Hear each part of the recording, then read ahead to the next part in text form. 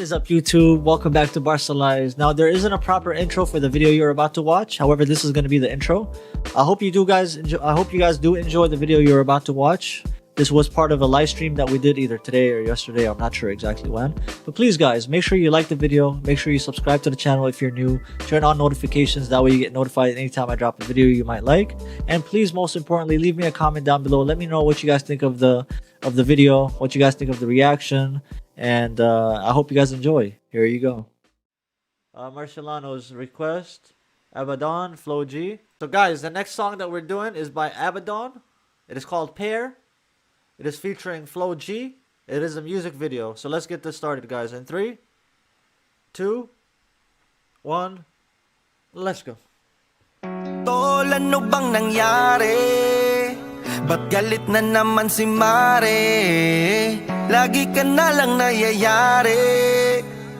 Hold on, I want to check something real quick on my OBS. Tol, ano bang nangyari? Ba't galit na naman si Mare? Lagi ka na lang nayayari. Magbago ka na kasi pare. Ano na naman pre ang dinala Hell yeah, I like this. I'm already liking this from the first 16 seconds.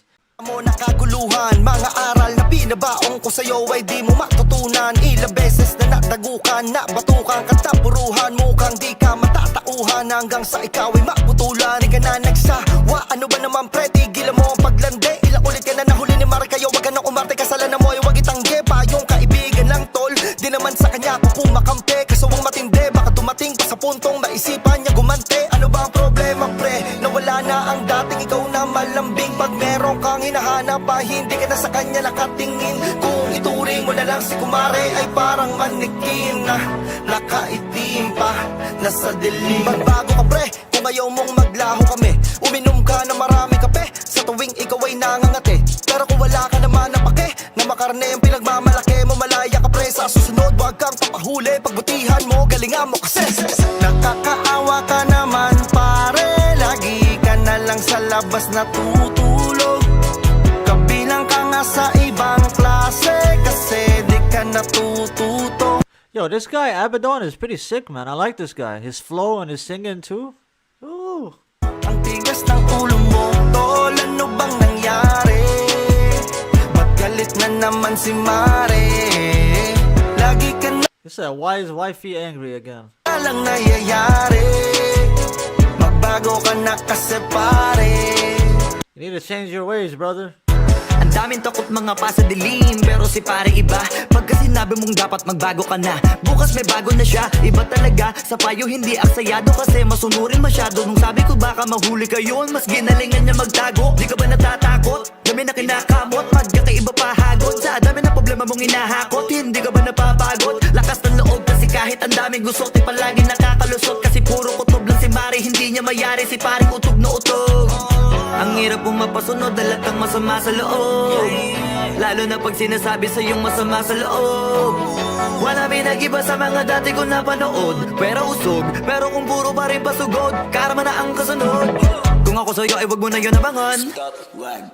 Baka mabuang kapag si Mare naman nananabang. Ewan ko na lang kung ano pa ba ang pwede magawa na paraan para ibalik ka sa katinuan. Unti-unti ka na naliligo sa kawalan, sa tigas ng ulo mo na nagkahawaan, taas baba.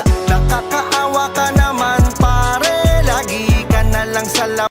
Yeah, Laura, I just wrote that down right now.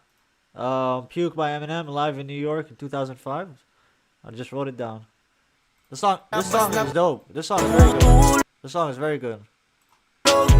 Naliligo sa kawalan, sa tigas ng ulo mo na nagkahawaan, taas baba.